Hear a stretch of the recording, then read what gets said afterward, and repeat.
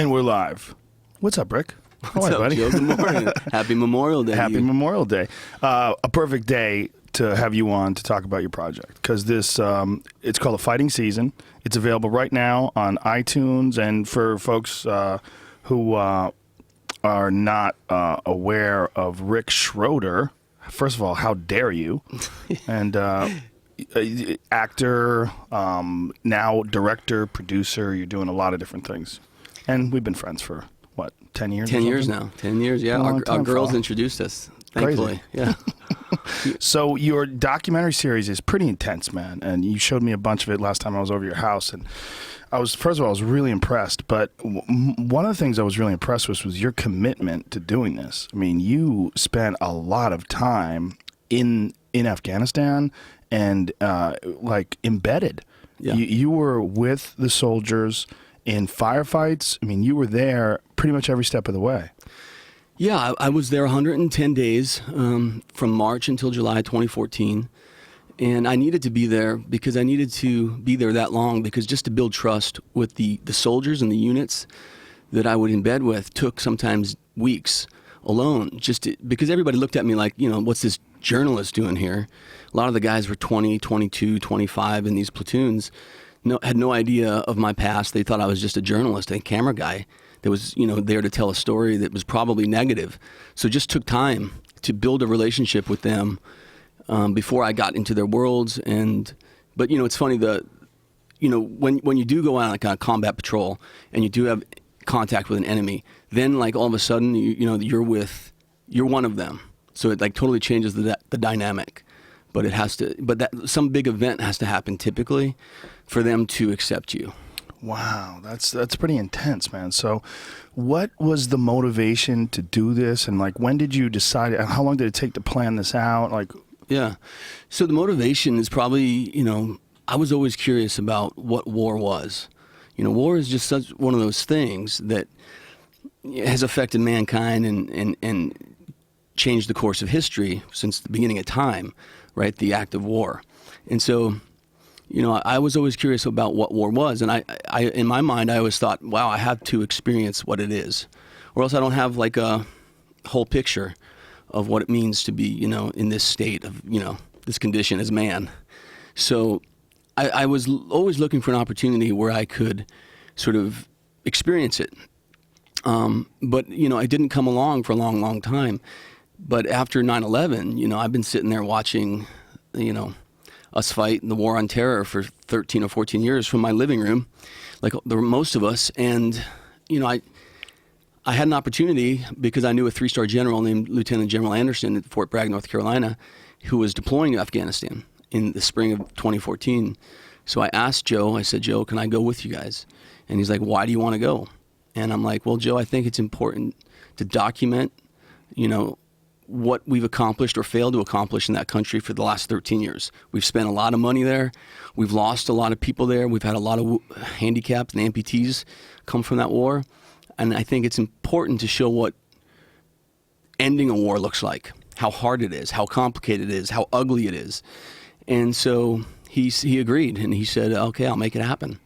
Now, this was when you had already started doing that show for the Army. You had done this show. What was the show called? Yeah, the project that I started working for was called Starting Strong. Started working for the Army for. That's a branded content show.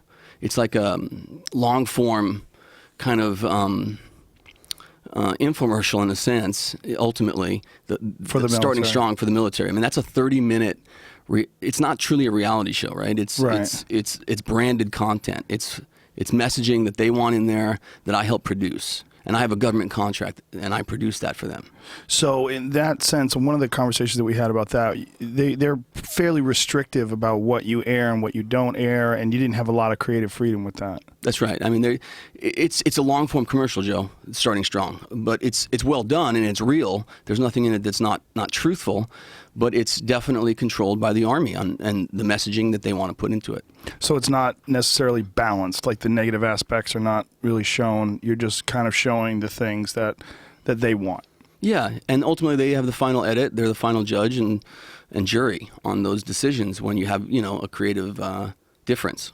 So that really kind of opened your eyes to this possible, or opened your mind to this possibility of doing this non-restricted, embedded reality. I mean, this is a real documentary. Yeah, this is the real deal. I mean, this is John Paul DeJoria, the guy who owns Patron Tequila, and me, each kicking in a chunk of money and putting together a film crew.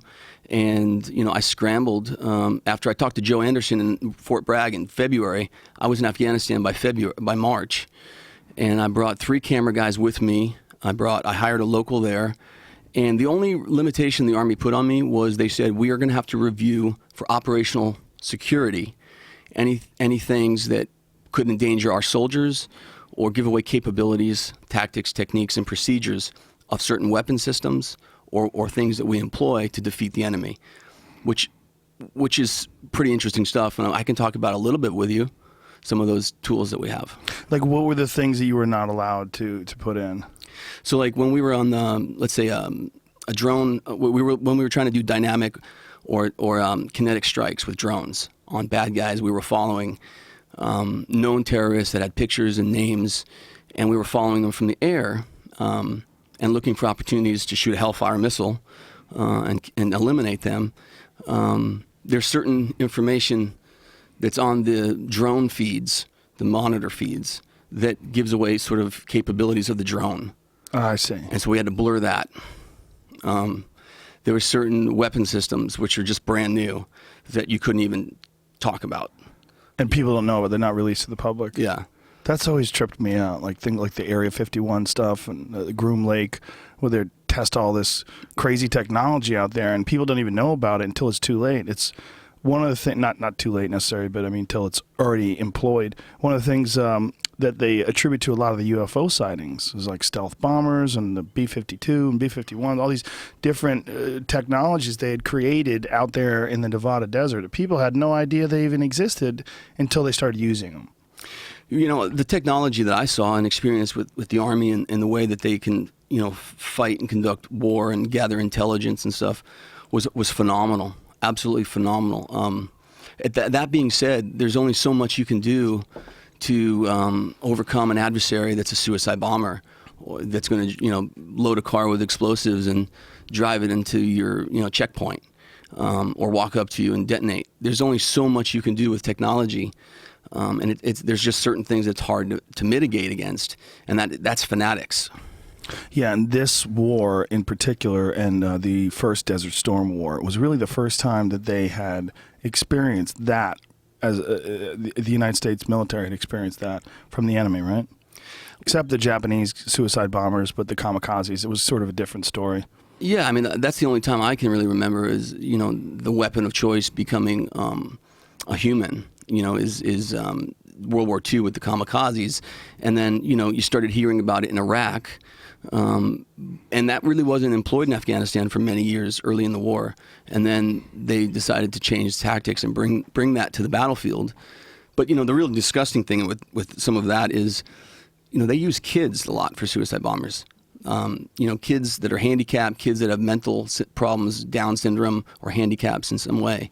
They'll actually, radicalize the kids in Pakistan at madrasas or schools, teach them that, it's the highest degree of glory to die in the act of jihad, because without jihad, actually, you can't actually get the 72 versions.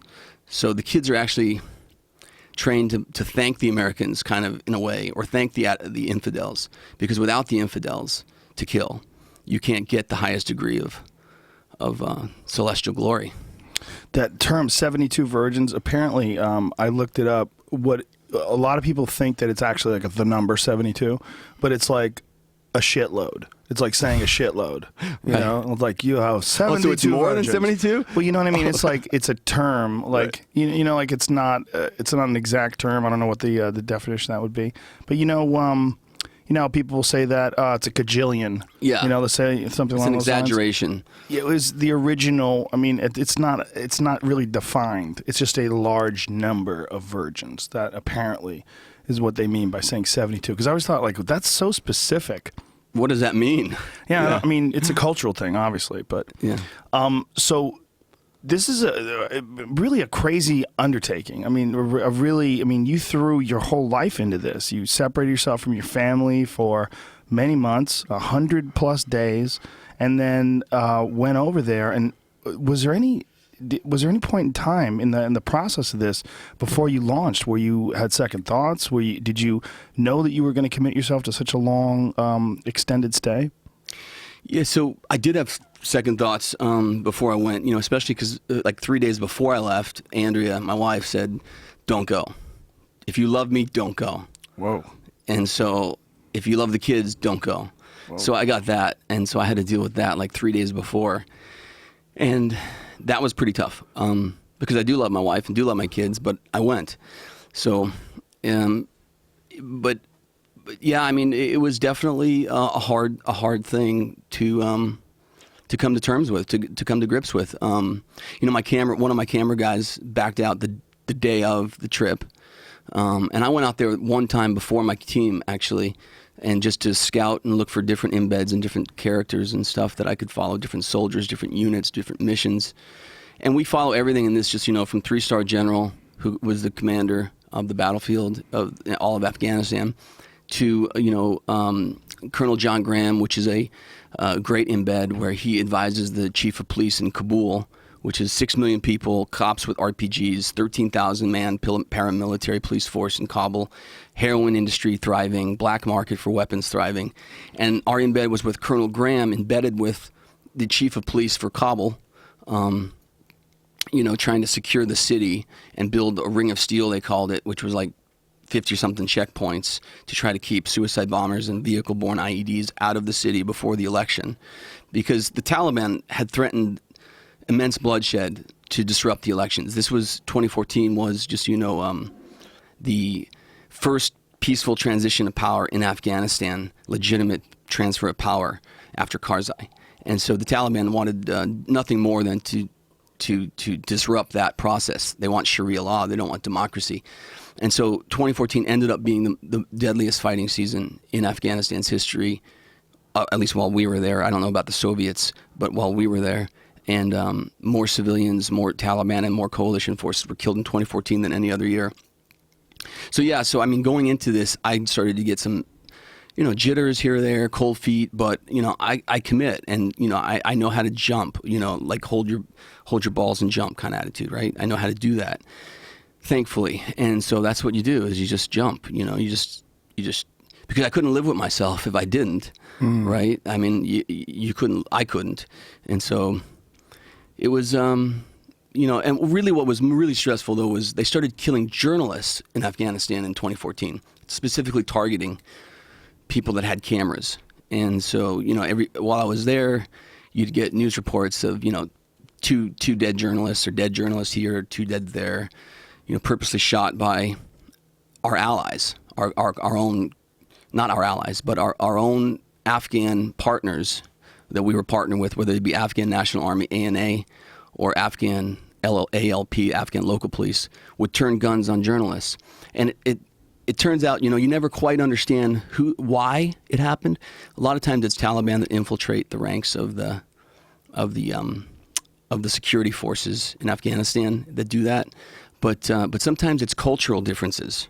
They don't like cameras pointed at them. They don't like they don't like you to talk to women. If you talk to women or open a door for a woman, you could insult somebody so much that it's the kind of place where they pull a gun out and they kill you. Wow.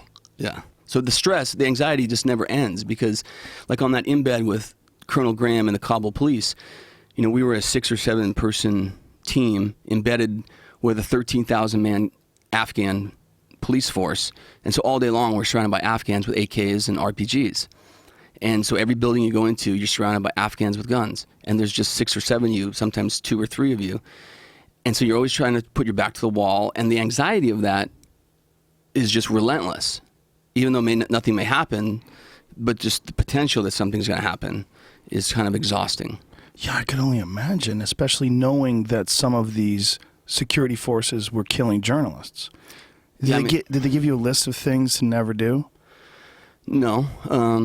You just had to learn along the way? Yeah, I mean, you ask for advice. I mean, I think that's one of the weirdest things about like going to a place like that is there's no rule book.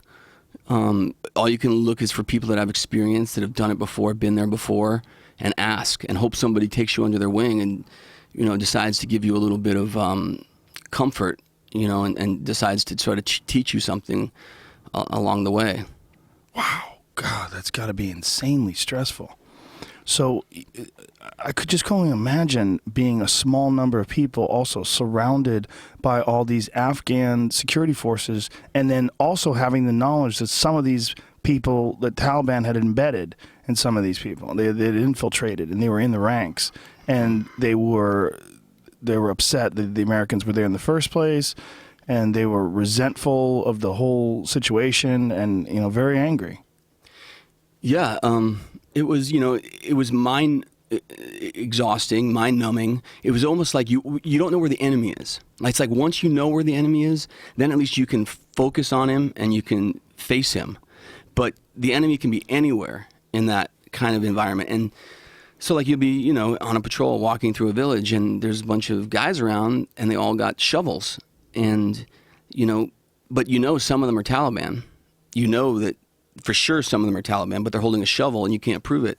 So you have to really wait until, you know, they decide they want to fight that day. Because typically it's up to them, you know, where they fight, when they fight. They're the ones that determine those things.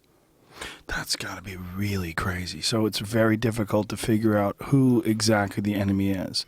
You're looking at one guy, he might be a farmer, and the guy next to him might be Taliban. Or the guy might be a farmer one day and then he needs money the next, so he picks up his AK or plants an IED the next day because he needs money and he becomes Taliban. Wow. Did you learn the language?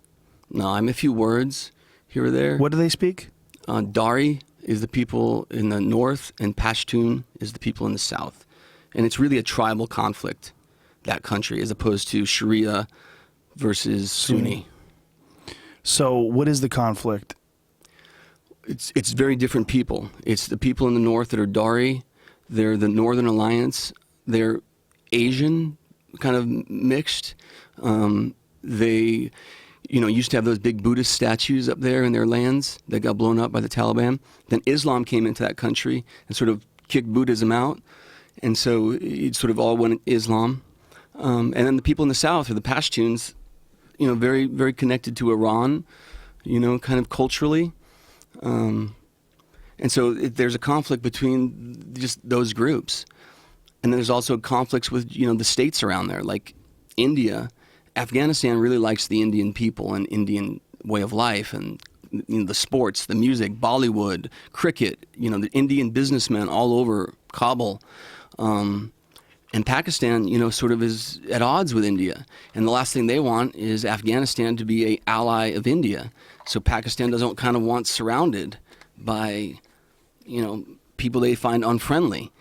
So there's the conflict is, you know, diverse. It's heroin, it's poppy, you know, opium. A lot of money comes out of that. And who controls that money and where does the money go? Yeah, and the soldiers have to actually help some of these guys that are growing poppies because they get information and because it keeps certain allies in place. Like they had this thing on Fox News where Geraldo Rivera was over there and he was trying to help explain why these soldiers were guarding poppy fields. Well, you know, to people at home, that was like, what in the fuck is going on over there? Well, here's the good news. The good news is 90-something% of that heroin, that opium, goes to Iran and Russia. It doesn't come to us. Ours comes out of Mexico. It's not good news for Iran and Russia. No, but as a weapon, it's good news, meaning that the Taliban used heroin as a weapon against us. Like, at first, when they were in power, they outlawed the growing of it, so it went to zero. When they were taken out of power, poppy production exploded. And huge growth, and so everybody grows it. It's just such a cash crop, and so, but then they tax it. Taliban makes $200 million a year from some of the analysts I talked to from taxing the growing of it and the movement of it back to Pakistan. Wow, that's That's pretty insane. So is that one of the primary means of generating income for them? Well, yeah, because in Afghanistan, there's basically no roads. So they need to grow crops that don't spoil. So when they grow heroin, when they grow that opium, then they can store it in bricks, and it doesn't spoil. And then they can trade it like gold or silver. And so it's not like, another kind of food or other item that spoils, because they don't have infrastructure to move stuff to market either. So it's partly, those are the reasons, partly too, that it's such a big crop.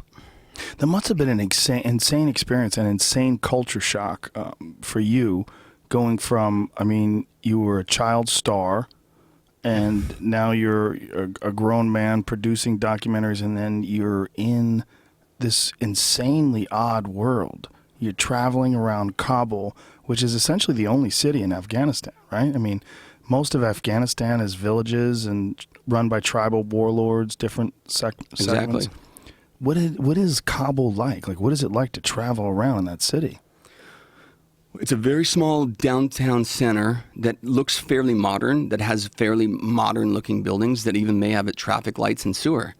But once you get out of that sort of nucleus, that maybe 2 or 3 square miles of infrastructure, it just basically becomes a city of 6 million mud huts and 6 million people, but all living in mud and dirt roads. Just a massive village, really. And then there's Kandahar in the south. So those are the two, which is just another massive. That has no city center. That's a massive village, Kandahar, mud village. And then all these valleys around where there's no roads connecting them. So people live and die in the same valleys without going anywhere. And they have to get all their food from that valley. Yeah. And what's their primary source of food there? They grow it. They got some of the best berries I've ever tasted. I remember we were having a meeting with some Afghan army guys planning an operation, and they brought out bowls of berries, and they're like boysenberries and blackberries and raspberries. And they were the sweetest, finest berries I've ever tasted. They would just taste like sugar. They were so sweet. Nothing sour about them. And so it's a very arid place, but where they have water, it's very productive land. They grow amazing fruit, orchards, nuts, and they have a lot of lambs and sheep. Is typically what they eat for meat. And so I would think that in that sort of an environment, it's very difficult for progress to take place. What progress that we think of, like infrastructure, sewage systems, electrical power, running water, all that different stuff. It seems like it's very difficult to change. One of the things that I remember from the election was when there was a debate between John McCain and Obama was talking about Afghanistan, about bringing troops into Afghanistan, and he was doing it in a way that John McCain thought was very ignorant of the environment. And he said, I don't think I'm paraphrasing, but he was saying essentially, I don't think you know what it's like over there. That place hasn't changed since Alexander the Great came through. And when you describe it that way, I think it kind of puts it in perspective for people. These people, it's not going to change. It's one of the reasons why the Soviets could never win the war there. It's one of the reasons why it's so incredibly difficult for anybody to make any progress. Well, the hope there. is the internet. The hope is the internet, because literally several dozen TV stations have sprung up. Several hundred radio stations have sprung up in the last 13 years.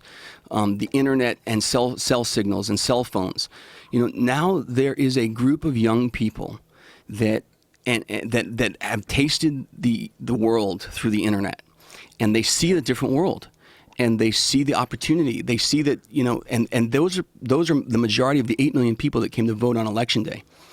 And women and young people, and so. The big thing is to try to give that core group of people in that country the time and the space to grow, to develop, and to get roots of democracy and roots of civil order established, to try to deal with the corruption, the huge amount of corruption in the Afghan government. This is a place where fuel trucks will be coming from Pakistan to say fill the downtown, the police department's fuel reservoirs in Kabul, and on the way, So much fuel will be stolen along the way from Pakistan but by the time it gets to the edges of Kabul, all 8 trucks will be RPG'd and burned because nobody wants evidence that the trucks were empty. And so that's the kind of level of corruption that is going on, that that you have to try to, at the ministerial level, the ministers, like, that's where we've got to make sure we fix. I mean, the other problem with that country is, like, it's sustaining itself. So, like, you'll go to a outpost and you'll see vehicles that look fairly well, like they could be used for patrols, and they're just sitting there. And they've been sitting there a long time. And the commander, the army guy, will say, what's up with the vehicles? The guys are like, we can only do foot patrols. Well, what's up with the vehicles? Why don't you do vehicle patrols? Well, we don't have a fan belt. And we can't get a fan belt until we bring the vehicle back to the brigade headquarters 150 miles away to actually get the fan belt put on. Because they won't push the parts out because of the threat of them being stolen on the way. So they want all the equipment to go back to the brigade headquarters, which you can't get the vehicle there. There's no tow truck. So there's those kinds of problems where they have to figure out how to logistically resupply their self and sustain themselves. They have to be trained on all that. Wow, that is bananas. What a crazy place. Crazy place. Crazy place. Is there a sense of helplessness about that when you're there? Like, when you look at this, you're like, how is anybody going to fix this? First of all, Jamie, can you turn the AC on in here? This is hot as fuck in here. Is there a sense of helplessness at all? Yeah. I mean, it depends on who you talk to. You talk to the officers in the Army and some of the other folks, that see the big picture sometimes, and they believe it can be won. They believe that the Afghans can win it. The Afghans can resist the Taliban. And then you talk to the enlisted guys, and typically every one of them says it's going to take generations and generations to change this, and if it changes. How would you possibly get the internet to these people in these mud huts? I mean, it seems like if the internet is the hope, how do you get the internet to people that don't have running water? I mean, it seems like that would be their number one priority first. Well, I mean, they're doing a lot of good there. I mean, life, like I was reading some statistics since we got there, like, the amount of literacy has gone through the roof. The life expectancy, infant mortality has gone down. Life expectancy has gone up. So many good things have happened in 13 years in that place. We've built some roads now and some infrastructure that go all the way around the entire country of Afghanistan. There's a giant circle. And so we've done a lot of good things. But basically the international community, because it wasn't just us, this was a NATO mission. The first time I was told that NATO was ever invoked, NATO was started to, work in Europe to defend everybody against the Axis, I guess, and we invoked NATO's support after September 11th, and NATO came to our aid, and so what was interesting was there was military members from like 50 or 60 nations in Afghanistan when I was there. A lot of them weren't going out and doing patrols like the Germans were, and some other countries were actually out there engaged, but most of them were sort of, doing stuff that was nation building kind of events as opposed to direct combat. But, so that's the hope, is that the international community doesn't abandon this country, because if they don't have the money to pay their army and pay their soldiers, it falls apart. So now the United States is pulling out the majority of troops from Afghanistan, and what happens then? What's the number one concern from the people that have been there, that are on the ground? Like, what's the number one concern?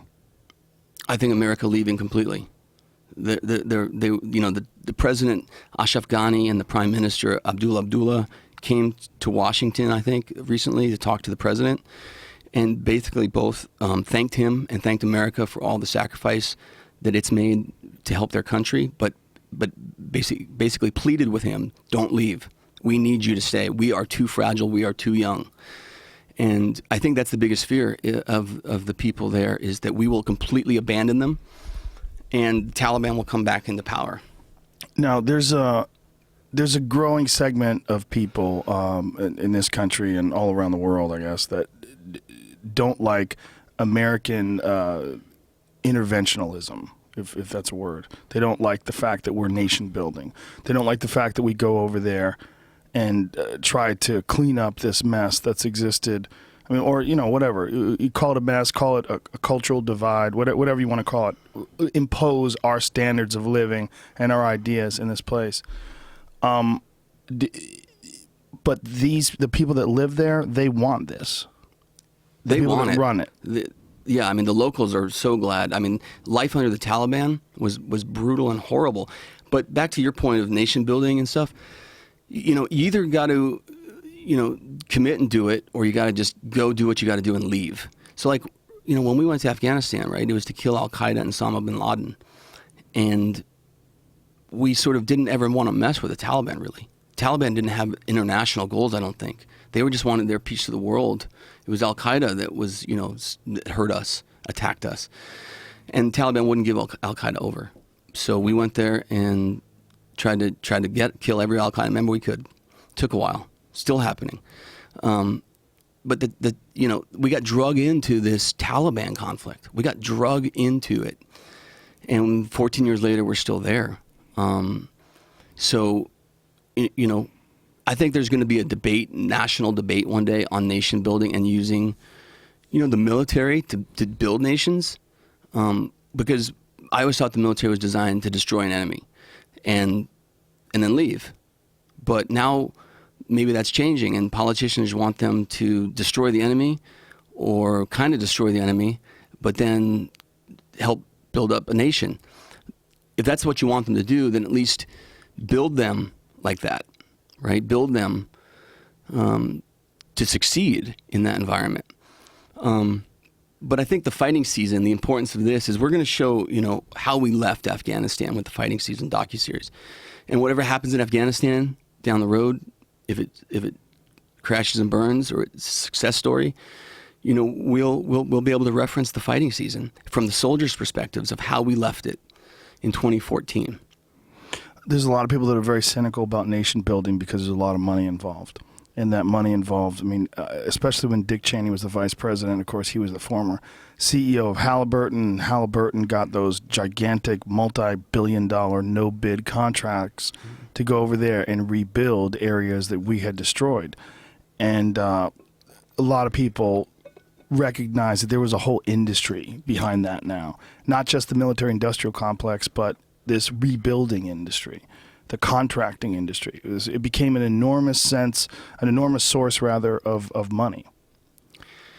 Yeah, I can't really speak to that too much. What I can say is that, I saw some places that the Afghans had built, some Afghan bases that they had actually constructed on their own. We paid for them to build it. And, some of the guys that control the money were telling me, this would have taken us 2 years and this much, lots of money to build. These guys built it in, 9 months and for way less. Yeah, maybe the craftsmanship's not as good, it's more like Mexico kind of block housing as opposed to what we might have built, but it was enough. It was sufficient. It was sufficient. And so, these guys I was with the Army were very proud of the fact that they were able to get money cut loose from that contracting process and get it to the Afghans to help their local economy, to help them build stuff, employ their people. And so, Joe, I'm sure, I don't discount what you say at all. I'm sure that when there's money involved, people do crazy things. But, I just know the guys that I was with, they ain't getting paid a lot of money. The soldiers ain't getting paid a lot of money. They're walking towards the gunfire, happy to do it for next to nothing. And not next to nothing, that's disrespectful. They have a sufficient, income. But it's still not to risk your life. I don't know. They don't do it for money. Honestly, they don't do it for money. The first day you get up in the morning in Afghanistan, what is that feeling like? Like you're in Mars. It's just like you're in a new world. You don't know anybody. There's no friendly faces. Everybody's looking at you like, what are you doing here? Even the soldiers you're with are leery of you. So it's like you're just on your own. You know, it's like you're taking care of yourself, self-reliance in that place. Nobody's going to carry your water. Nobody's going to pack your stuff. Nobody's going to make sure you make it somewhere on time or don't. You know, you're just self-reliant. And so it just feels like, okay, I'm on my own. And it's kind of, you know, and then eventually, you know, that wears away. You start meeting people and you start seeing friendly faces. And there's certain Afghans that you start to really like, especially the interpreters. These young men that are in their early 20s that are risking everything to work with the U.S. Army on the hopes that they're going to get, on the promise that they're going to get a green card from the State Department. And there's many of them that aren't getting them for whatever reasons, I don't know. But these young interpreters that are risking it all, I mean, I remember them saying to me, please don't put my face on that picture, because if the Taliban see it, and they can see it now anywhere, they said, then, you know, they may kill me. One guy said, they may hang me in my village by quarters and yell to my family, come get some meat. We just slaughtered a sheep. And so I said, okay, man, I won't show your face. But like, but anyway, so you start to meet these young Afghans, and you start to see the commitment they have for, you know, their country, for a better way of life. And it's just so inspiring. And then you start to make friends with soldiers, and, you know, all of a sudden you start to feel like you're part of a group. So you go out with these people, and what information do they give you about what's ahead? Do they say, we're leaving, come with us? I mean, how do you know what's going to happen? Are you privy to meetings? Like, yeah, so there's a process called the Military Decision Making Process, MDMP. And it's when an order comes down from above that you have a mission, you sit and you do a big briefing, and you do what's called mission analysis. And so the leadership of the battalion, in this case Task Force White Devil of the 82nd Airborne that we were embedded with on one of these missions, Lieutenant Colonel Paul Larson, the commander of Task Force White Devil, would call a mission analysis meeting.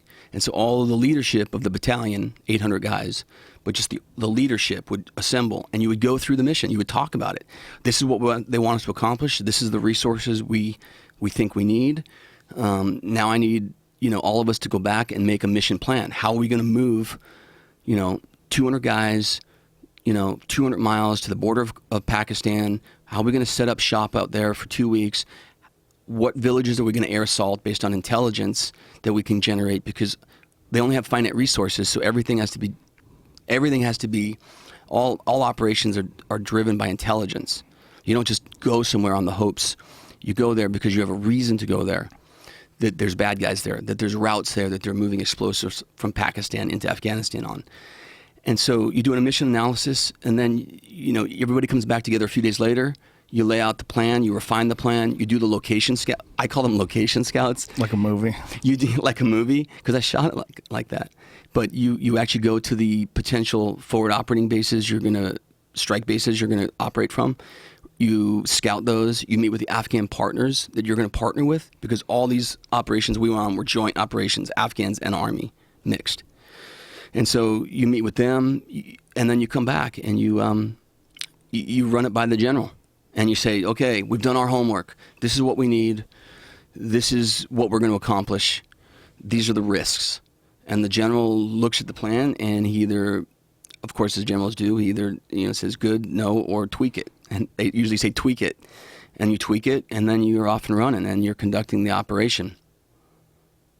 Now, how did you decide on the amount of days that you went there? And how many hours of footage did you have to go through to put together this it's a 6-part docuseries, correct? Yeah, it's 1 hours. It's also on DirecTV, for any of you that may have it, DirecTV.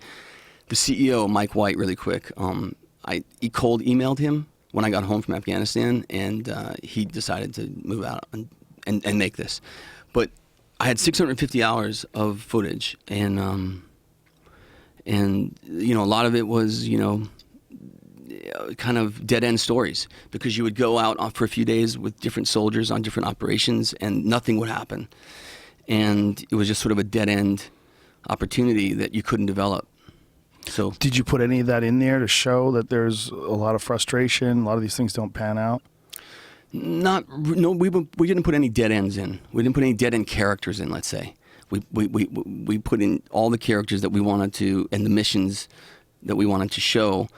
And sometimes there was conflict in those. Sometimes, between soldiers, you'll see that there's sometimes, everyone has this perception that if you're in the Army, you blindly follow orders. It's not the case. You may do that in front of people, blindly follow it, but behind closed doors, you don't blindly follow anything. When you're dealing with your life and the life of your teammates, the stakes are so high. Everybody wants to go home. Nobody wants to be the last person to die in Afghanistan.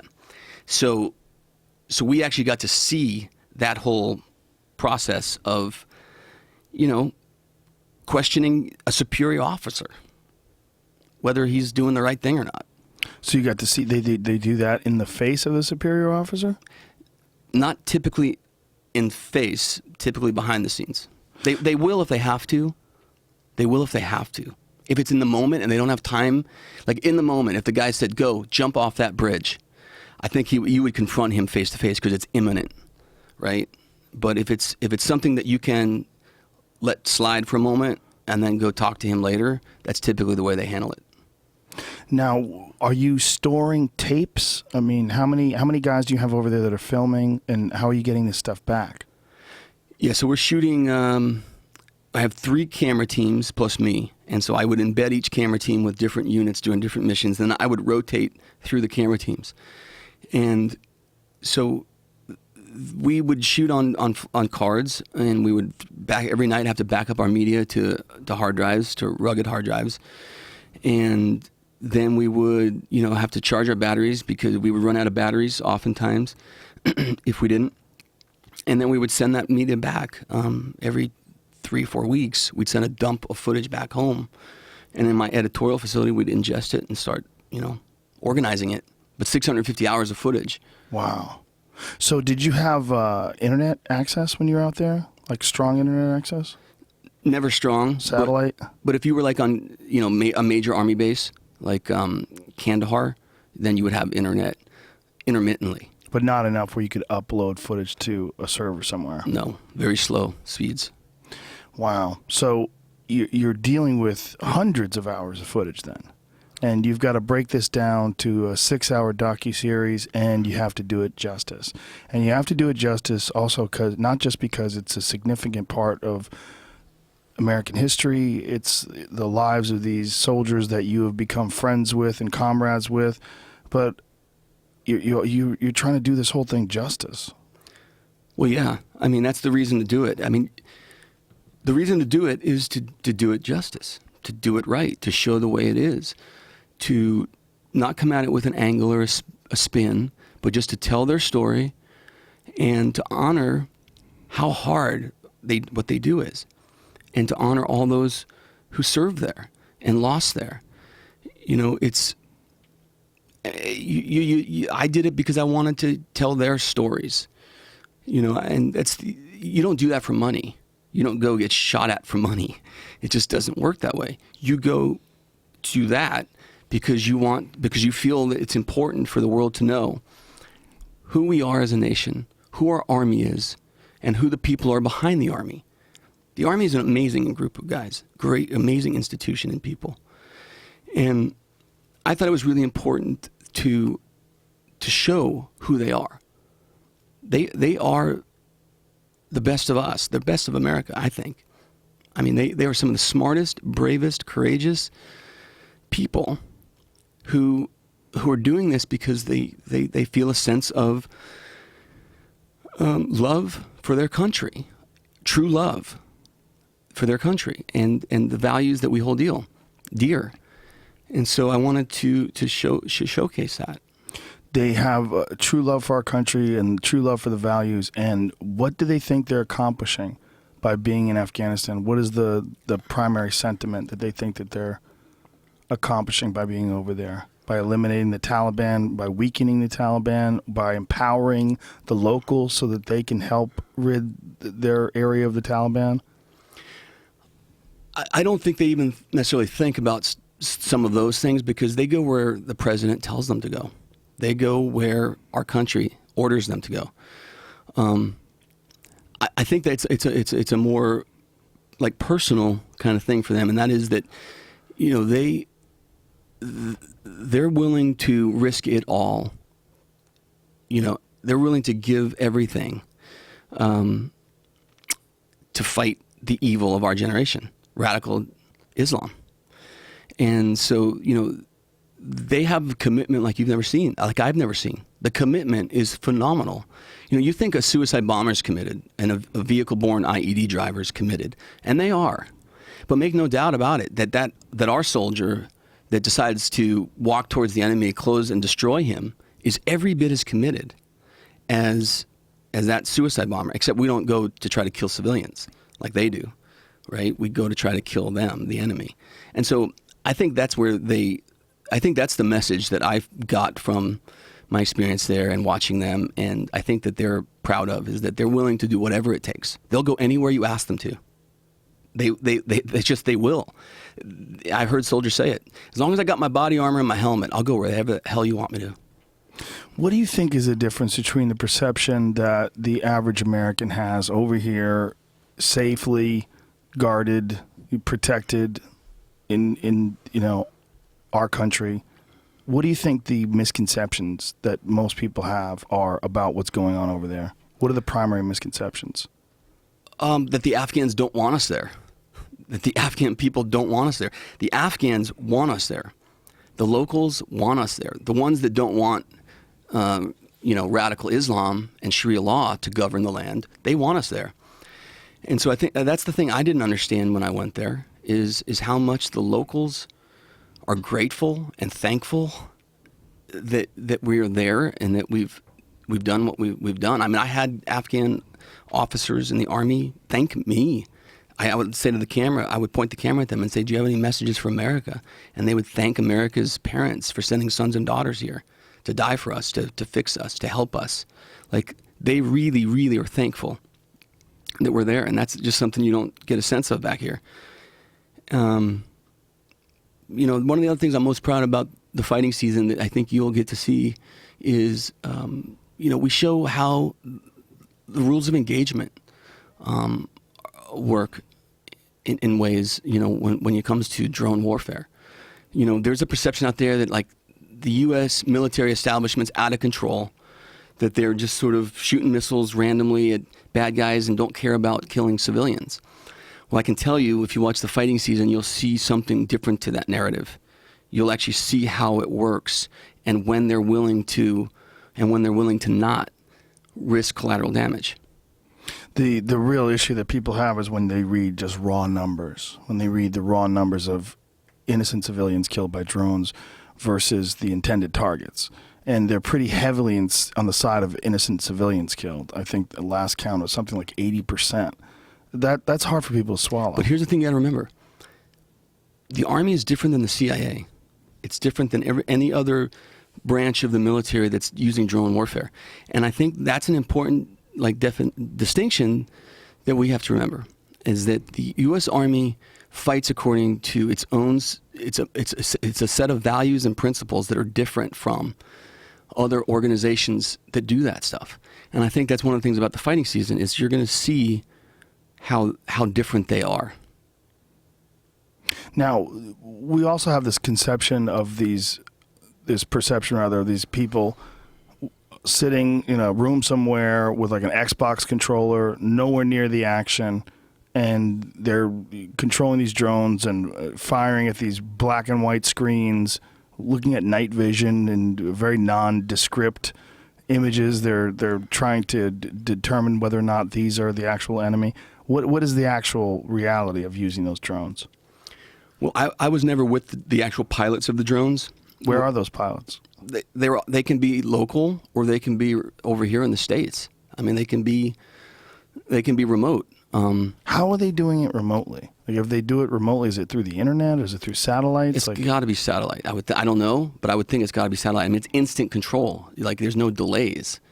It's instant control of the drone. But there has to be some delay. I mean, there's an internet ping. There must be right? something. But the reality is, the guys I was with Task Force White Devil when we were using drones. So our guys would be watching the drone feeds, and you would be looking on, the enemy to see if you could pick up an RPG or a weapon that's a prestige weapon system, because it has to be sort of a higher level weapon system to make them a valid military target, let's say. So you would be looking at the drone feeds, and then the guys would be typing and communicating with the drone pilots in a chat room. And so there's real-time communication going on, and real-time coordination, and real-time JAGs involved, Judge Advocate Generals, involved in the process at this point of, have you met the rules of engagement? Because there's different kinds of strikes too. There's kinetic strikes, dynamic strikes. So like if you're in a troops in combat situation and you're the ground force commander and you're running a company and you know that there's an enemy fighting position by that rock, theoretically you have the authority, if there's no other assets available, to get the drone to attack the enemy behind the rock as the ground force commander. But then there's other kinds of strikes that are like pre-planned, and like you're going after a terrorist that has a known name and a known face. And so the rules of engagement for him will be different than the rules of engagement for the troops in combat rules of engagement.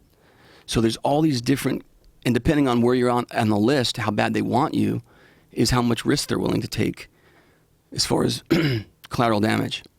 Was there ever a time when you were over there where you second-guessed your decision? No, I never. Okay, one moment. We just been in troops in contact. We just had like an hour fight with 4 different enemy fighting positions about 800 meters north of us. And so we'd had about an hour gunfight from 800 meters. But the bullets, when they zip overhead, they sound like they're breaking this sound barrier. And so there's like a sonic boom. And you could see them pinging the dust all around you. And so, all that's going on for an hour. And, then we dropped B-1 bomber flew overhead, and you couldn't see it, but it dropped 500-pound bombs on the enemy, and the firing stopped. And, after about a half hour, the ground force commander, Captain Ray Adams, said, let's go do a battle damage assessment. Let's walk over there. Let's see, if there's any left. And so at that moment, like when, the platoon is strapping up to walk across 800 meters of open valley desert into this green zone, which is really thick vegetation where they can hide anywhere, and there's mud walls everywhere. I'm starting to think to myself at this point, like, I have a great wife. I really like Topanga. I like my wife. I like my kids. I'm walking with this young platoon, to this place where we were just in a fight. I said, why am I doing it? And I questioned, why am I doing it, and should I go? And then I thought, hell yeah, I should go. But why? And then I realized I was going because they were going, and I had to tell people they were going, so I went with them. Wow. And so you get over there, and what was the damage assessment? Just pieces of clothing, remnants of people. A couple guys hiding that we found. Had shovels in their hands. They'd putting down their weapons. So there was nothing you could do, and as far as like you couldn't prove anything. So I remember this one, big army guy, letting them, and these guys came up to him, and after Captain Adams questioned them, the Afghan army guys questioned them. Everybody knew that they were 99.9% Taliban. They said that they didn't hear any guns, they didn't hear any bullets. So, what are you talking about? The earth just shook for miles. And we had to let them go. And as we let them go, they went up to try to shake my hand, and I'm holding a camera. I couldn't shake their hand. Tried to shake other people's hands. Some people shook their hands goodbye. And they went up to this big sergeant and tried to shake his hand, and he just said, get the fuck out of here, motherfucker. I'll get you next time.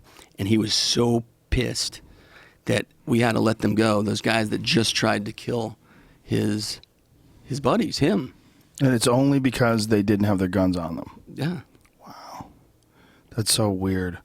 What a weird war. The Afghans look at us and they must shake their heads sometimes. Because, I think I know what would have happened if we weren't there, if cameras weren't there, if the army wasn't there. Those guys would have never walked out of there.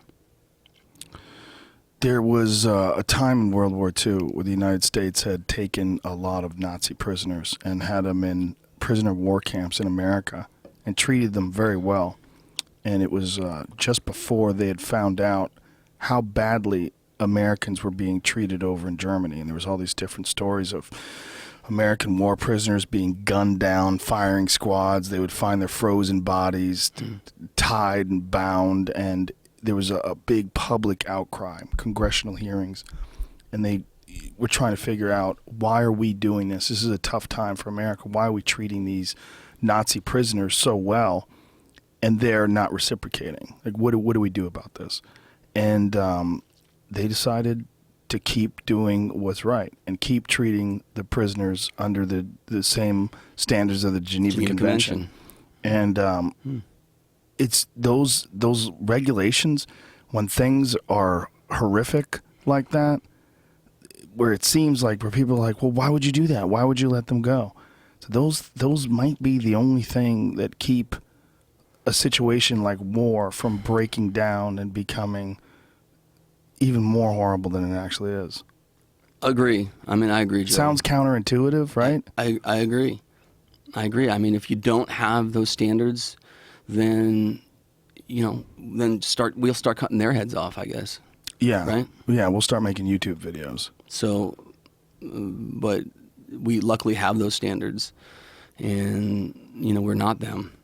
And that was one of the main concerns about Guantanamo Bay, that we weren't following the Geneva Convention, that we had said that we wouldn't do it for Al-Qaeda, that Al-Qaeda prisoners would not be treated under the Geneva Convention. And the big concern would be, what would happen if they catch our troops over there? What would they do to them? Well, we know the answer to that. Exactly. Yeah. That was the whole idea of the Geneva Convention in the first place. So even though like what you saw seems counterintuitive, I mean, it's kind of how you have to do it. Well, yeah, and the soldiers were frustrated, and then, of course, they follow orders, and they let him go, and they just hope next time, like he said, I'll get you next time, motherfucker. They just hope next time he holds his gun a little longer so that you can verify with either a drone or with your own eyes that he was an enemy combatant. Wow.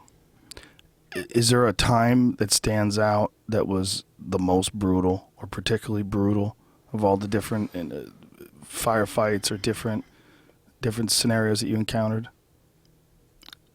It was a firefight that I wasn't there for. One of my camera guys was there, and River is his name, and he's from Oregon. He's a biker, and crazy guy, covered in tattoos, and missing his front tooth, total hillbilly. Love River, and so River was in a gunfight with this young platoon, and we were reviewing his footage, and I saw a tracer go by him, like between us, that far away, and I just really got it sunk home, the reality that River almost got shot.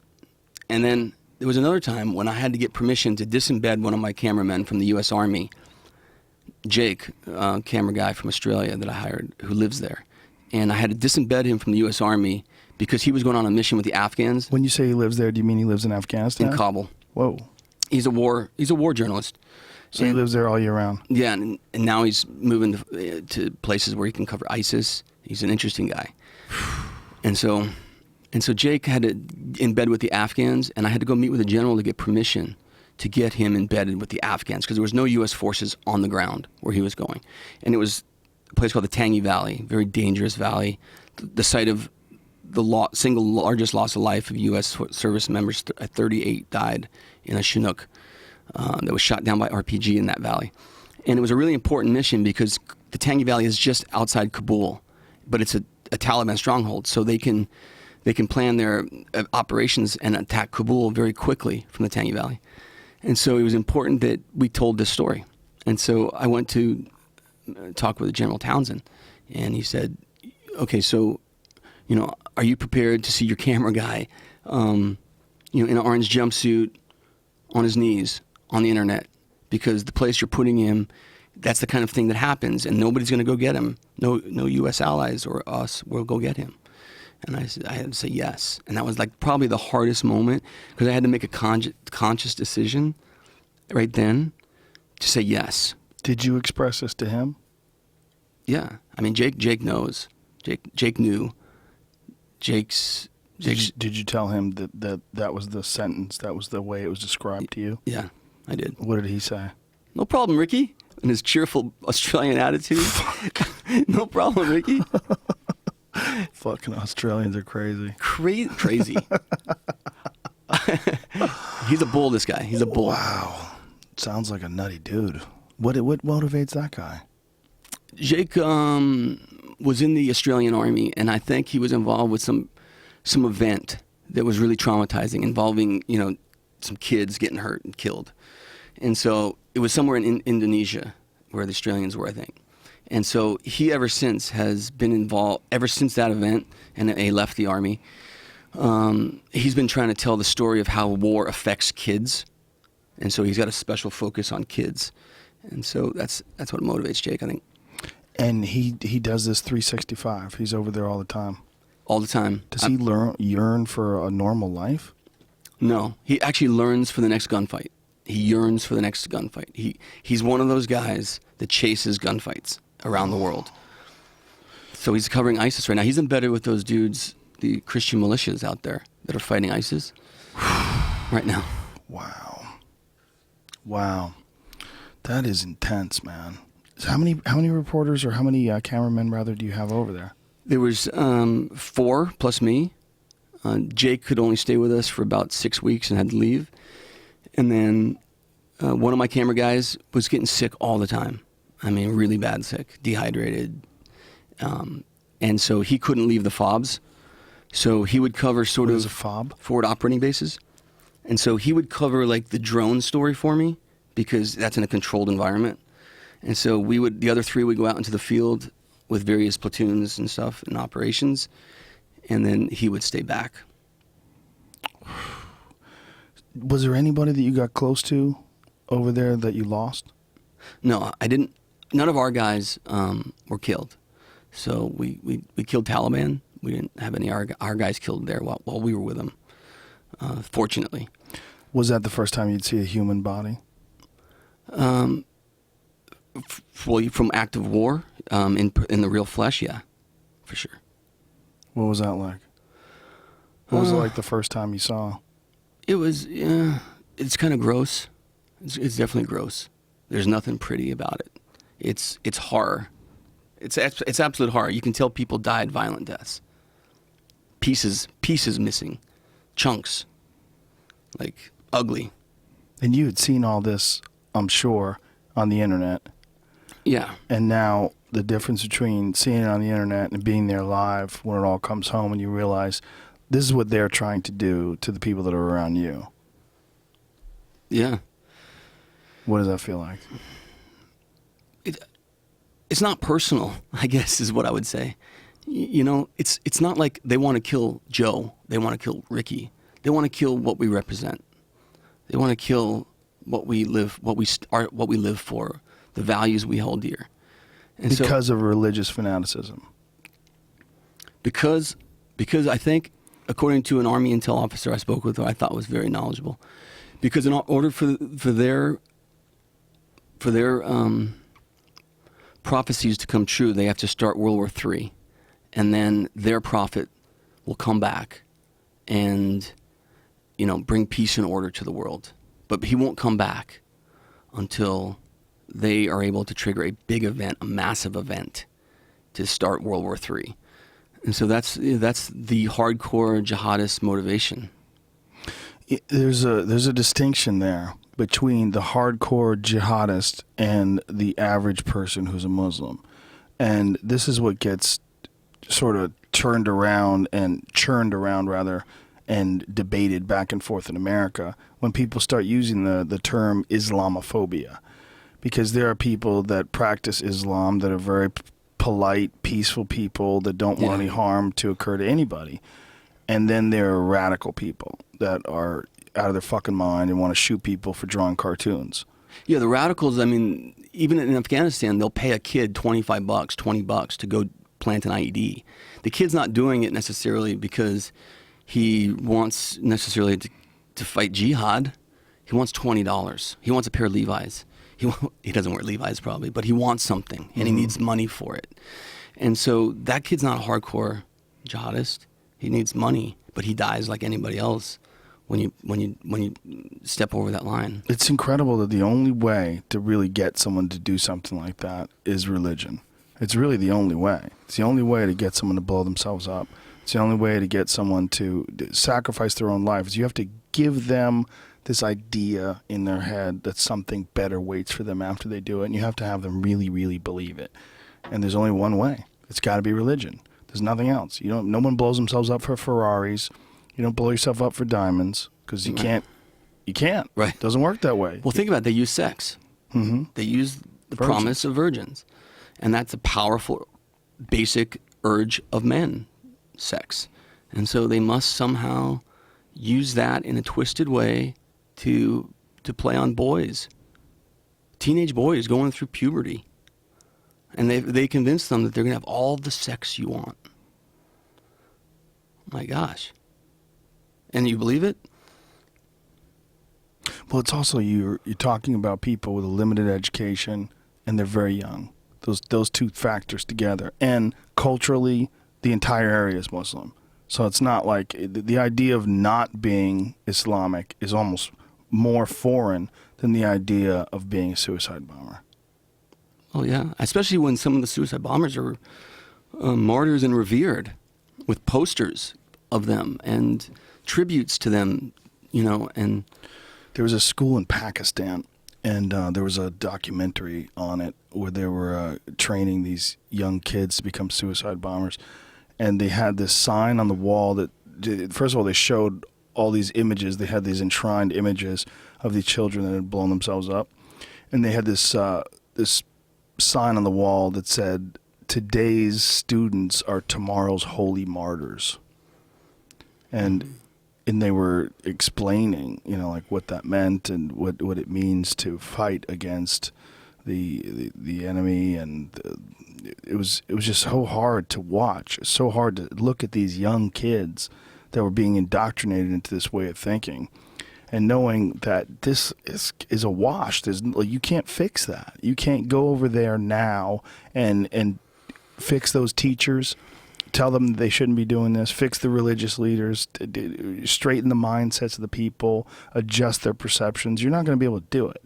Like you have an area of the world that's almost inexorably sick, and it is what it is. And now we have to deal with it globally. You have to deal with the consequences of those people getting older and going out in the world and affecting people with the ideology that's been sort of embedded into their brain.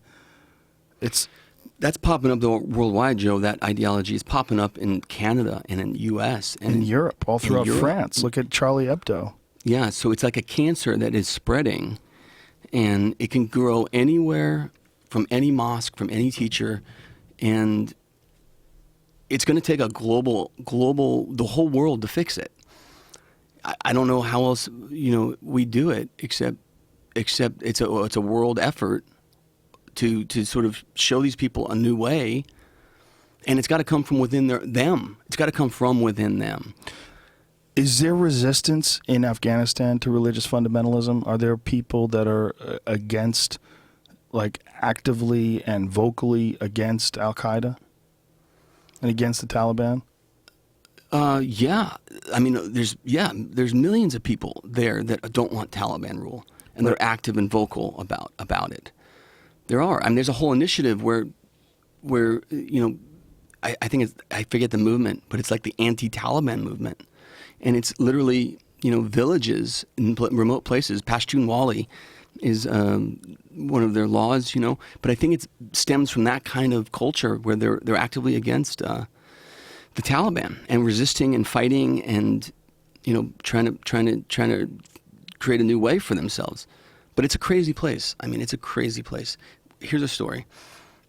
So this guy was telling me he was an Afghan, and he was talking to me about how he knew of a story where one Afghan man had killed another, and the one who survived went to the family of the one he killed and said, "I ask for your mercy, forgiveness, and protection." And so Pashtunwali means they have to do that. It means we got to take you in, protect you, feed you, house you. It's part of this cultural thing. And so they took him in, and took in the man that killed their son or father, and he lived with them many years, 10 years, 12 years, whatever it was, long time. And then he decided he was going to go home one day. And I spent a decade there. They must have forgiven me. They love me by now. And as soon as he walked through the door, they killed him. And what? As soon as he walked through the door, they killed him. So as soon as he left, and as soon as he said he was leaving. Yeah, because then their obligation was fulfilled. That's insane. So this guy had been with them for over a decade under their protection. They were feeding him. Yeah. Because of this law. Right. And this is, what is it called again? Pashtun Wali? What does that mean? I don't exactly know, but I believe it means that we will protect and take care of you if you ask. Wow. So they did it until he left, and then they killed him. It's absurd. That's only, again, that would only take place in a situation where religion was involved, I would think. And then there's other stuff, man. There's just like chai boys, dancing boys. Yeah, what's that about? It's a status symbol to have a boy, and use him for sexual reasons. A status symbol. Yeah, you're a powerful man if you have a boy. How old are these boys? Young, 6, 8, 14. And how common is this? It's pretty common. There's not that many chiefs, right? But if you're a chief, like a warlord. Yeah, or even less than that, successful businessman. So, whoa. Yeah, so there's this weird stuff goes on there. But this is not something that is prohibited. This is prohibited in Islam. I didn't dive into it. I didn't even want to research it. Homosexuality is prohibited. I didn't even want to look into it. I just heard about it, and I heard soldiers talking about it, and people that had seen it. And yeah, drinking's prohibited. Other things are prohibited, but I think they do them. Wow. So how is this defined? Like when you're around these people and you see these guys with these 6-year-old kids, like how do you know that it's not his son? How do you know? Fortunately, I was never in the presence of that. You never saw that. I never saw that. So it's not that common. I don't know what percentage it is, but I don't think it's like, I'm going to guess 5%, 10%. That's a lot. Maybe. 1 out of 10. I'm guessing, okay? Okay, right. Wow. Yeah, because I had heard that from guys who went over there and performed for the troops, that, they had seen a lot of homosexuality, like and a lot of sexual abuse. Women are for breeding, boys are for pleasure, is a statement that they say sometimes, some guys, some Afghans. And women are treated terribly. Terribly. They're horribly, under the Taliban, horribly, stoned to death. But even not under the Taliban. There was a woman beaten to death in Kabul a few months back because the leader in the church, whatever the church she was going to, said that she burned a Quran. And in fact, it was like a argument they had, he and her, where she didn't like him charging. She had a mentally handicapped woman. She didn't like him charging for trinkets that he was selling to people. And so he said, you burned a Quran to people, and they killed her. So women are not treated well there. Yeah. When you got home, when you did the 100+ days there and got home and came back to your beautiful family and your beautiful house in Southern California, what was that like? Oh my gosh. It was confusing, really confusing at first. It took months to just feel normal. But I was so glad when I got off the plane. I almost kissed the dirty gutter in LAX because of all the problems we have here, it is such an amazing place when you come from a place like that. And so that was the initial feeling. And then it was sort of trying to just sort of care again about the normal things in life. You know, caring about whatever it is, bills. Your kids have issues or concerns that you have to learn to find important again, because the things that you just experienced were like, well, that's not so bad. Okay, you just lost all your money. That's not so bad. Okay, Right. you just you just failed that. You just got in a car accident. That's not so bad. Your boyfriend just dumped you. What are you complaining about? Yeah. Your bank account's at zero. What are you complaining about? Yeah. Like, that was all that relearning to care again about other people's... About frivolous things in the big picture. But to those people, they're not frivolous because they haven't had just that experience you had. The lack of perspective. Yeah. Yeah, I mean, the more intense the situation or the more intense the experiences are, the more those other experiences seem so dull, which is why spoiled people that don't have anything go wrong, I mean, that's why they will get freaked out about something so minor and trivial. Yeah, they're a victim of their own ignorance and success or trust fund, whatever you call it. But the reason why I bring this up is because in a lot of ways that was you. I mean, you were a young star. I worked my ass off for everything. You certainly did. That's never me. I didn't grow up with a silver spoon in my mouth. But you were in a show called Silver Spoons. But I worked. Right, but you were rich as fuck when you were a little kid. I was eating off of plastic spoons. Right, but you know were what I mean? Like, a celebrity and a TV star. I mean, you were a huge star when you were a young kid. You know what it takes to get there. You know what it takes. It takes a massive amount of hard work and dedication and perseverance to get there. Nobody's given it. So this perception that, somehow we were privileged, come on. We worked our asses off. I worked my ass off since I was 5 years old. Right, but what am I saying is you developed that way. I mean, you were famous. I saw you in The Champ when I was a little kid. My dad took me to see The Champ, and I remember crying when you were crying over John Voight's dead body. Mm-hmm. By the way, that fucking story that you told me about them being mean to you right before that to get you to cry, that is one of the most fucked up Hollywood actor stories that anybody ever told me. Talking about my dead grandmother. Yeah, to get you emotionally invested in that scene. I mean, it worked. Mm-hmm. It really worked. I mean, it was incredible. I remember leaving that movie theater fucking crying and holy shit. But my point being is you lived a life of privilege, in a lot of ways.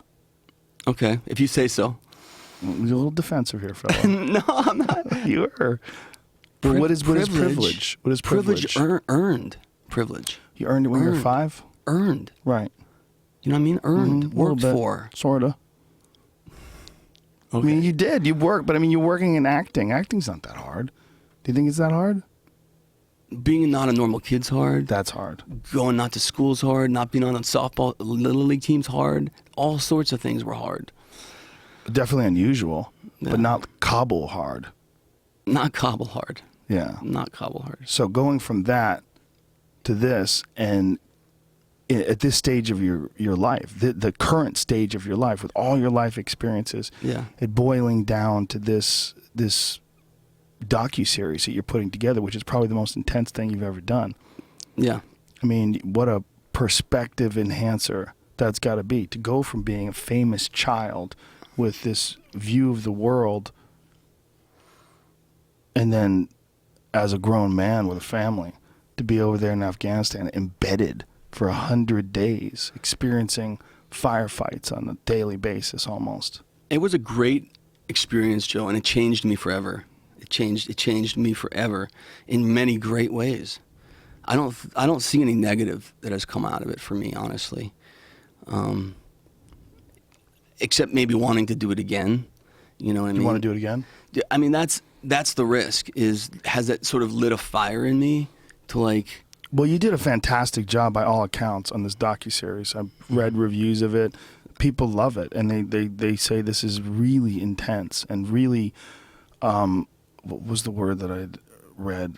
But comprehensive, I think, was the way they were describing it. Like, you got deep into this. This isn't something you can cover in a 90-minute documentary, which is why you decided to stretch it out over 6 hours. Yeah. I mean, we look at it from the ending of America's Longest War from various perspectives. It's epic in scope, but we get deep inside those perspectives, you know. And you know, I don't know what the future brings for me right now, because that's honestly the thing I'm most confused about is, like, how do I go back to, you know, certain career choices that I perhaps once was, you know, really excited about and wanted to achieve, and goals. And acting, maybe? And acting, even in films, in TV, and even in production, even in producing, you know, even writing, whatever it may be. Like, you know, I got to figure out what's next for me, because I have no freaking clue. No clue. Just because this experience is so intense and so powerful, it just sort of reshaped you as a person. Absolutely. Well, I'm talking to you from the time you returned. I mean, I could tell that it was there was almost like a rekindling of a spark inside of you. Like you had this new feeling of importance of what you were working on that was very, very intense. Absolutely. I mean, I really felt, you know, that I was making a difference. As opposed to just creating entertainment. Yeah. I really felt like I was making a difference. Like educating people about the art of war, how battles are fought, the military science behind it. Like, because that's what I found interesting, is how do you take an op order, an operational order, and then develop it, and then execute it, and then how do you overwhelm and destroy the enemy when you finally find him? How do you overwhelm and destroy the enemy and choreograph the symphony of destruction in the moment? How do you call in the air weapons teams, the Apaches? How do you call in the B-1s and the fast-moving jets? How do you call in the artillery? How do you call all that and coordinate all that in the moment so that you can destroy the enemy as fast as possible? That's what I wanted to see, and I found it, and I'm going to show it to everybody. Do you think from here you'll continue to do documentaries exploring the military, or will you start doing other things that interest you? Because what it seems to me, as your friend, is that you just have to have something that excites you, something that interests you, and then you just fucking dive in, man. You go whole hog. You know, that's what you do. So it is. It's the only way I've ever known how to do it. As far as anything I've ever made that's worth anything, as far as, you know, any value, has been something that I really was excited about doing and wanted to do and was passionate about. And so I don't know what's next for me. I mean, I love dogs. Maybe I'll do something on dogs, you know, and smile a little more, you know, for a while. A little less intense. Yeah, I love dogs. Yeah. I mean, they're great. Dogs are great. I got 2 of them. I might need a break. Yeah. I'm going to Alaska at the end of June, going floating on a river and fishing with my sons and my nephews. That should be fun. 12 days. So that's kind of my break I'm really stoked about. And then I'll come back in July. And 4th of July in Alaska, by the way, is off the hook. Yeah. You can get all the fireworks of all the big kinds you want and just go nuts. So that's what we're going to do. And then I'll hopefully figure it out, you know. But I know I got to take my family into account, you know, what they want, because, you know, I got a family. Yeah. Well, you also have the freedom to make those decisions. You know, you have the freedom to decide what you want to do and then really direct yourself towards whatever your passions are. Is there anything that you're interested in at the level that you were interested in this military thing? Because I think the military thing, you had always had an interest for it, but it was really sort of sparked by the series that you had done for the Army. That really just... It's really my grandfather that sparked it. Like, he was a captain in the Army World War II, and he took 6 what are called deuce and a half flatbed trucks, big trucks, with each one had 250 calibers mounted on the backs. And so he took 6 of those as close infantry support all the way through France to Germany to the Rhine River. And I think I was the only person he ever told stories to. But I remember sitting at the feet of his chair like as a kid growing up, and he gave me all his memorabilia. He gave me the dagger that he took off a dead Nazi mayor, gave me his rifle that he carried, you know, gave me the things that, his bayonet, the things that he found, treasures to him, he gave me. And so I think sitting at his feet, sort of is what planted that seed, of the military. But I remember, he would tell me about the Green Berets and the Rangers, and how they would paint their face black, and they could move in the night, and nobody could see them, and they could, just kill an enemy very quickly with their hands. And he would tell me stories about them Germans stretching piano wire across roads.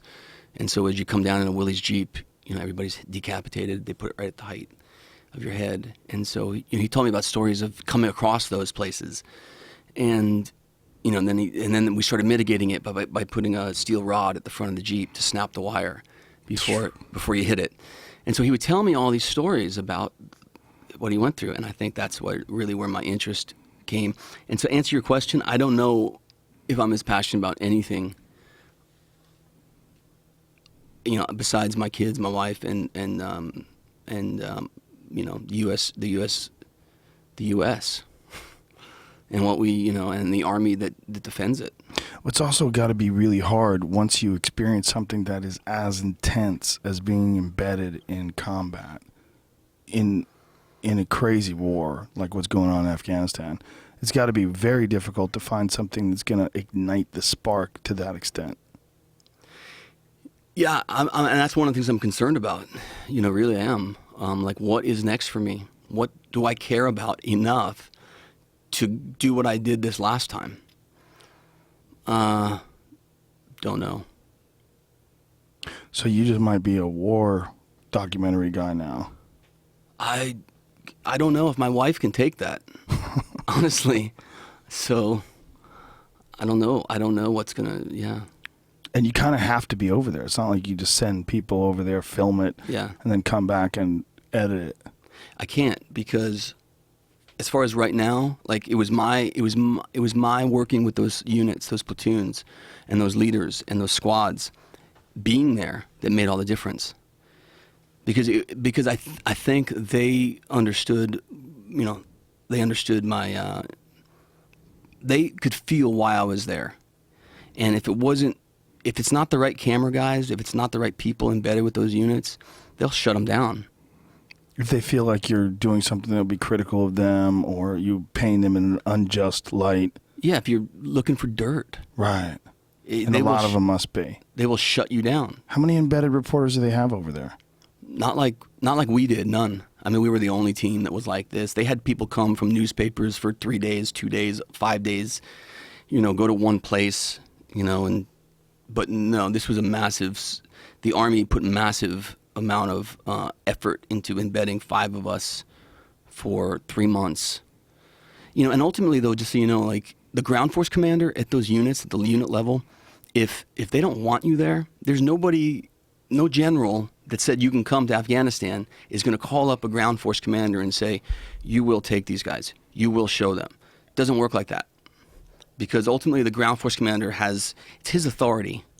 He's the guy right there that's going to, that has to keep you alive, that has to protect you, that has to interact with you.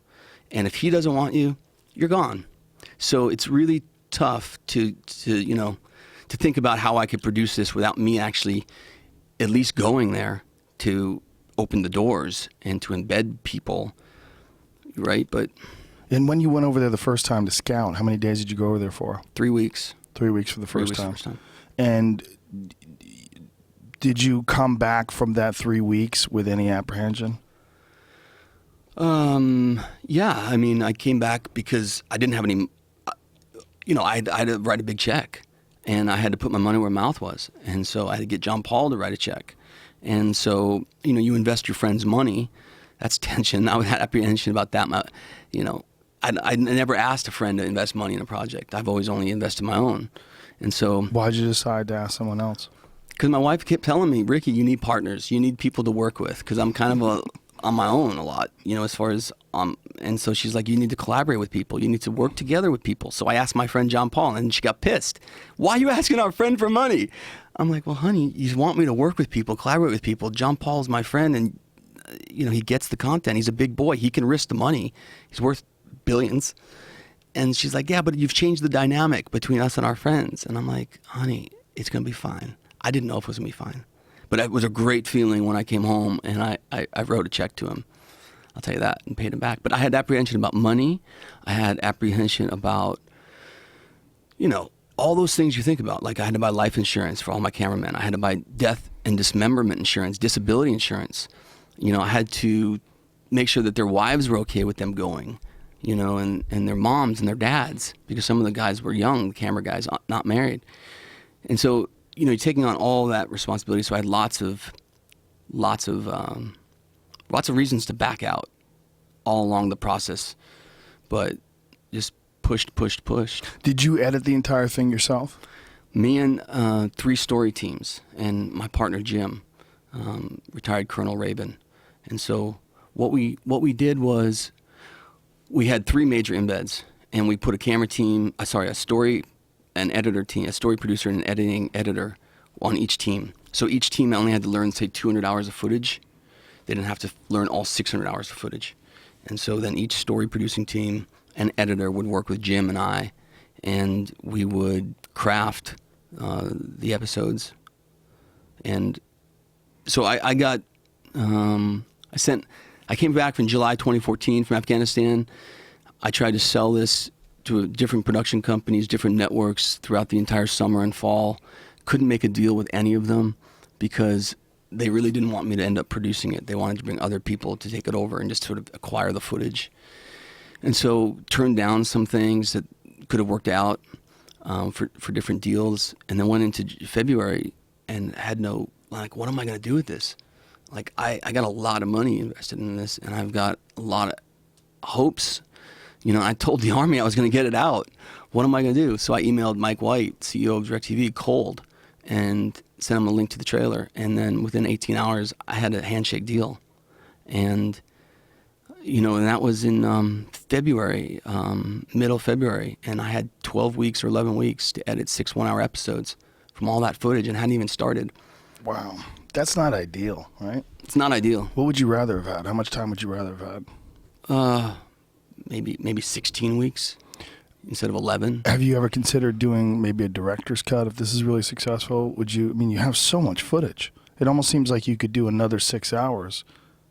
Wow, I never thought about it, but you're right. We could do other things. There's so much that we had to leave behind.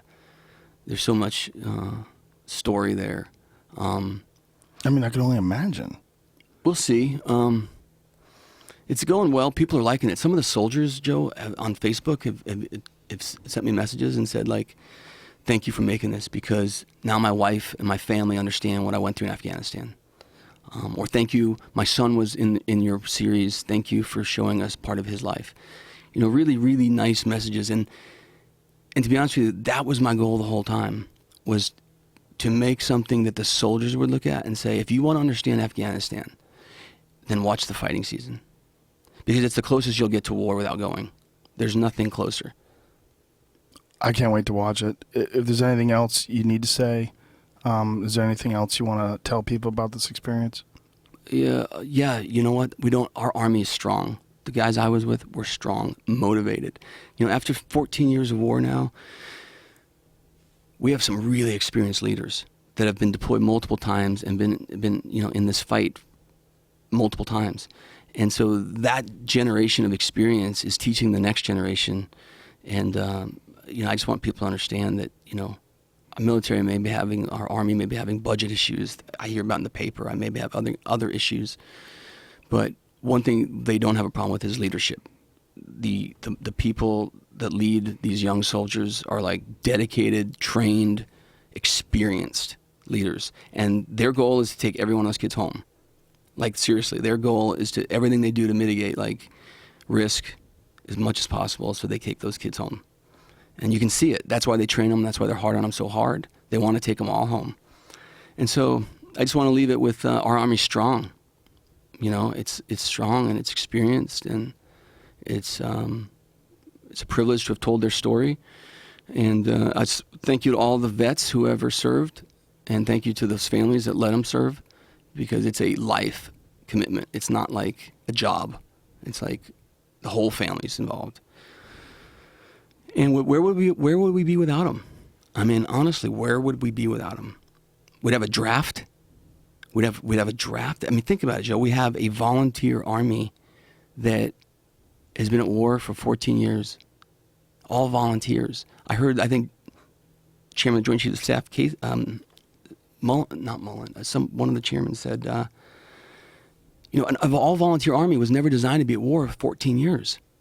That's why you have conscripts and drafts, and we don't need it because we have that many young people that are willing to go out there and do this and answer that call and show up. And I think that's just amazing. And this is a perfect day to do this on Memorial Day. So thanks for coming in here. And thank you, everybody that served. Thank you, everybody that's serving.